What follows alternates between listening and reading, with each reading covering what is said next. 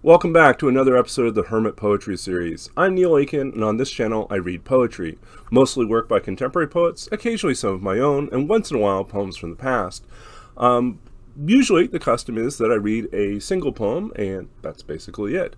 But for the last few episodes, with the exception of the most recent, we've been doing a deeper dive into literary translation and exploring a particular poem by Li Bai, sometimes known as Li Po, called Song Yo Run, or Seeing a Friend Off, which is one of the ways it gets translated. So the first episode we looked at the poem as it appears in Chinese, both written and read out loud by yours truly. And then kind of broke it down couplet by couplet to look and see what was happening on a linguistic level, on a poetic level, on a sort of a lot of the features of the poem as it exists in Chinese. The episode after that, we then read 13 different translations of that particular poem to hear how it gets rendered in English by different translators, and also to get a sense of sort of the complexity and the problems that translators run into when trying to address particular issues in the original poem.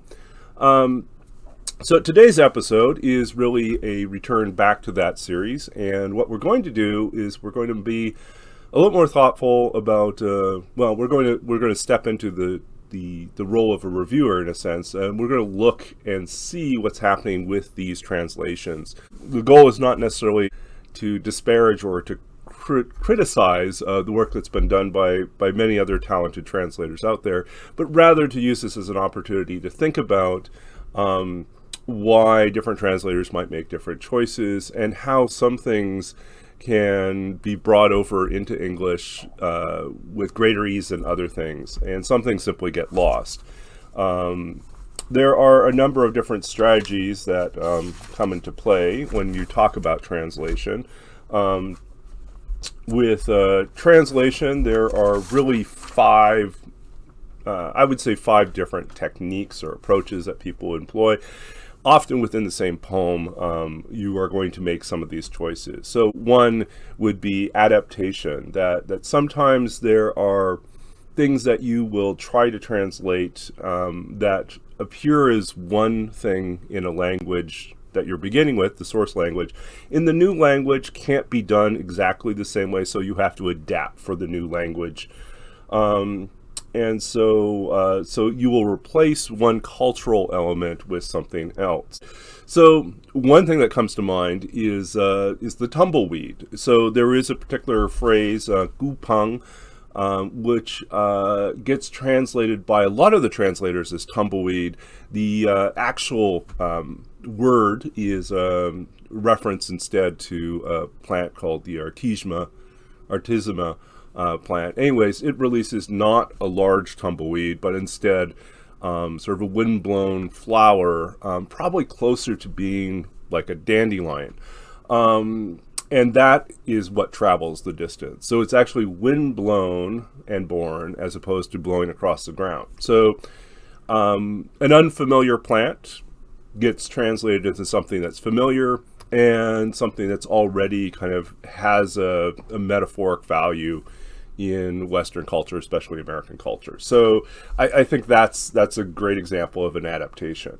Linguistic amplification is sort of another approach that happens, and that's basically there are moments in which the thing that is being described, translated over into English, it requires some sort of amplification, expansions. You need to include some parenthetical or some way of making clear what that image is or what that metaphor is doing. And so some translators will then slide in additional information or maybe some form of expansion of the idea just so that's clearer. Compensation is if there's something that appears in the original text, in the original source language, that cannot be rendered effectively into English, or becomes the choice to not do it requires something else to fill it in. So for instance, There are, in the original, there is a rhyme scheme. And Chinese benefits from being a language with a lot of possibility for homophony. Or in other words, that there's a lot of words that sound similar. Characters that are either the same sound and same tone or close to the same sound, possibly same sound, different tone, or similar sound, same tone. But musically, they're going to be close enough that they will slide into the place with the rhyme.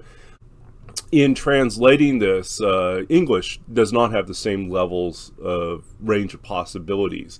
And so when we try to do this in English, oftentimes it sounds jarring and cloying or awkward. It is very difficult to pull off like a set of rhymed couplets in this particular way without the rhyme overtaking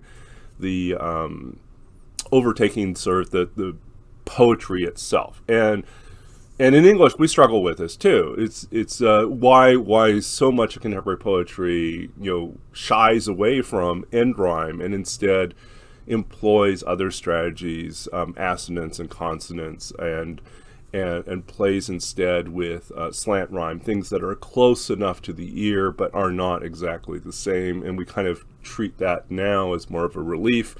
So there is sort of I guess you could also say a cultural preference in English for something that's not as strongly rhymed. And so that then becomes its own set of challenges. Do you try to preserve the rhyme scheme, or do you opt for something else? And if you opt for something else, that's what they're talking about in terms of compensation. So maybe you say, okay, I'm not going to rhyme at the end, but I am going to choose slant rhymes, or I am going to choose things that carry the same sort of vowel sounds. The assonance will carry over. And so those type of concerns. Or maybe what we'll do instead is preserve, we won't use this particular aspect of sound, but we'll try a different thing that is common and available in English. And so I think those type of things are part of the compensation. Another form of compensation is if there is a pun or wordplay that exists in the original that doesn't work in English at all. Either it's too opaque, we just don't know what it is, or we do, but it would be weird. We can say, okay, I've translated word for word, I understand what those words mean, I still have no idea why this is a pun. So we might slide in a different reference that would work. And the same thing goes for cultural allusions or to intertextuality. If it references another text, an older text or a concept from someplace else that would be familiar to the original audience but is completely unfamiliar to an English-speaking audience, then the translator has to make a choice about what to do in terms of handling that type of a problem. Do you offer them some other cultural reference that's going to make more sense?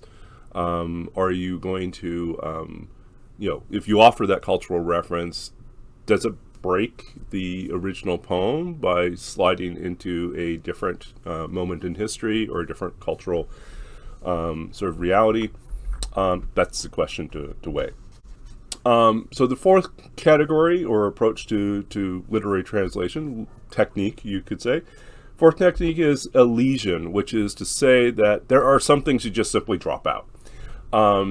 And I think about reading some of the Chinese classical novels in translation, and note that some English translators opt to simply drop out what you would say is, if you have a classical text like Story of the Stone, which is sometimes translated Dream of the Red Chamber, the characters in the story, so it's a very long novel, multiple volumes actually. The novel itself has many characters in a courtly setting, or at least in a very well-to-do setting, that among their pastimes is having these poetry competitions. So they write poems back and forth. There's a lot of poetry that's embedded inside of the novel. The translator has a choice of whether to attempt to translate all those different poems and capture the voice of each of the individual characters in sort of the way in which they present themselves in Chinese, now bringing that over to English. That's an arduous task. It's already one task to get into the voice of the author. It's another task to try to get into the voice of those characters as they exist as poets. So that's a huge undertaking, and some translators simply say, we'll just summarize what happens in that sequence and not actually translate it. And others will opt to do a type of translation that's very literal and ignores sort of the more stylistic or aesthetic aspects of the original. And others will try to recreate it, but if they're not coming from a literary, a translation experience or practice of translating poetry, then their own, lack of experience in that area might become more evident, and their choices may not ring necessarily as poetic as they do serviceable for the task of rendering the poem in English. So that's kind of a set of challenges. So that's why sometimes they just simply opt out to, let's just skip that, summarize it, move on. In poetry, that's frequently, there may be stylistic things or linguistic elements. One of the common things that shows up in Chinese poetry would be things that you would argue it's not wordplay, it's character play. In the sense that you might have characters that pictographically something is happening that there is no way that the translator can render that into English.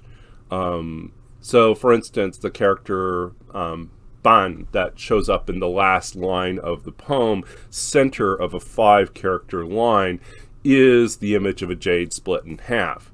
That's like a fantastic character to use in that moment. The character itself means to like a team or a group or a band, but it's also it's also the breaking apart of it, and so it's a perfect character. It pictorially represents what's happening as well, something precious that is split, and that means both that they're paired and that they're also split. So that is impossible. You just can't do it. And so there are other elements like that that are showing up on the page that you go, I don't know what to do with this. I just have to let it go. If you try to cover everything, it just becomes impossible. The last technique that we can talk about here is the technique of borrowing, which is that sometimes you just find it impossible to render that particular concept into English, but the concept may be well known enough that you could afford to just bring the word over. So one of the things that you'll see in at least one of these translations is that instead of translating the distance, 1 li, into 10,000, so instead of calling it miles, li is a unit of distance that's not a mile. It is its own Chinese measure of distance. And so some translators will opt to keep the li instead of going to miles or kilometers or some other form of distance, unit of distance that might make more sense to a Western audience. And so that's one of the things that shows up. In those cases, and then there's a whole ongoing debate about what should be italicized and what shouldn't be italicized. If you do this type of linguistic borrowing, traditionally people have rendered or depicted what has been borrowed with the italics, but that's not always the case, especially if it's the word as it appears in the original. So those are like 5 techniques or approaches to translation that you'll see and we'll see as we go through this. Let's move on and talk about a couple other things before we get into the poems themselves. We should address the sort of the elephant in the room, which is that the that it's impossible. I think I talked about this before too. It's like translation is an exercise in futility, that it is the art of beautiful failure.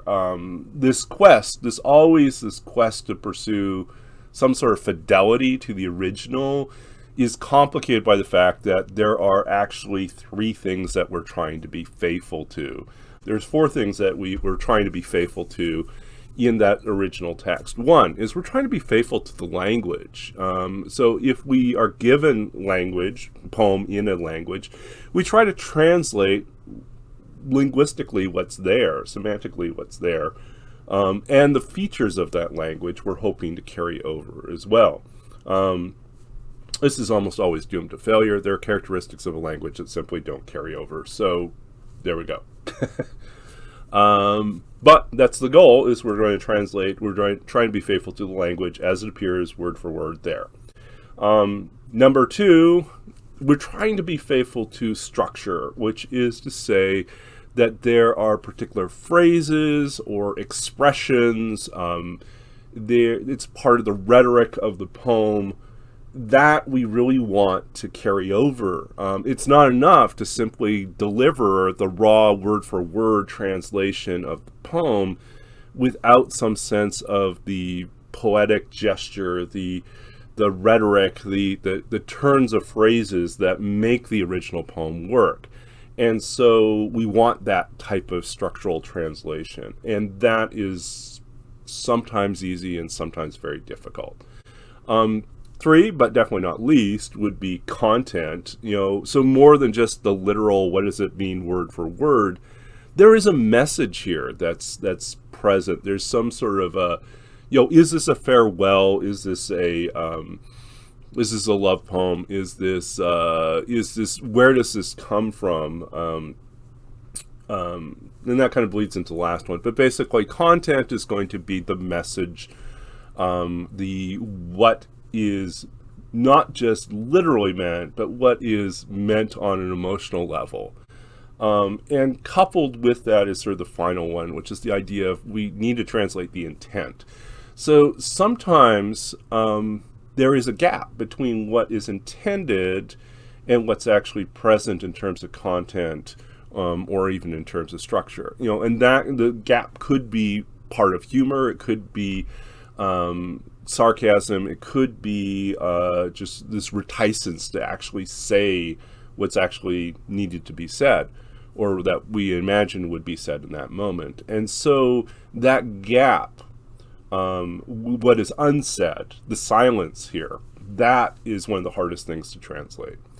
And so we may not even be aware that there is a difference between the intent and the content, unless we immerse ourselves more deeply into the cultural aspects, the personal aspects of what's going on in this situation.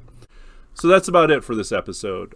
So thank you for listening to this rather lengthy discussion about translation techniques and considerations and concerns. And all this is really just saying the groundwork for our next episode, in which we're going back to those 13 translations that we read through earlier. But this time we're going to evaluate them in light of some of this discussion from today's discourse, lecture, whatever you want to call it. We kind of explored some of these terms, and now we're going to apply them in our next episode to looking at each of those 13 translations, thinking about what types of choices the translators made, how successful, in my opinion at least, I feel like the different translations are with regards to different aspects of the original poem. The goal isn't necessarily to say, oh, this is the optimal or best translation. I think I've mentioned before, I think every act of translation is doomed to failure. The best we can hope for is that we make something beautiful, and that something is opened up in our mind about the original and perhaps our relationship to the world, as that particular vision of the world is revealed by that poet. So I think, given how much we don't have control over in the translation process, as well as the number of variables that we do have control over, which we cannot completely accommodate every single last one of, I think this is a really fascinating experience to kind of dig a little deeper into each of these translations. So in any case, stay tuned for that. That's the next episode. It will be almost assuredly long, and there's very little I can do about it. If you notice my wardrobe change, it's because I recorded the original episode thinking I'd combine both parts together, but that raw footage ended up being an hour and 30 minutes, and even with cutting and trimming, that's just too long of an episode to make you sit through. So rapid wardrobe change from a later editing period of time, and you may see a similar wardrobe change in the start of the next episode. Yes, it's not that I constantly change outfits, it's just right now. So in any case, if you've enjoyed this video and enjoyed my discussions about poetry and translation, or just enjoy listening to me read poetry from different contemporary poets, which is the usual thing that we do, please like this video and subscribe to the channel. And I'll be back every Tuesday, Thursday, and Sunday with new content. If you have any questions, please feel free to comment or send me a message. I try to respond to everything that comes through. And if you have any requests, if you have poets or poems that you think would be fun to read, let me know, and I'll give them a try and try to do my best to bring them to life. And basically, that's about it. So stay tuned. I'll be back again soon, later this week, with more. And until next time, please stay safe, stay well, and keep reading poetry.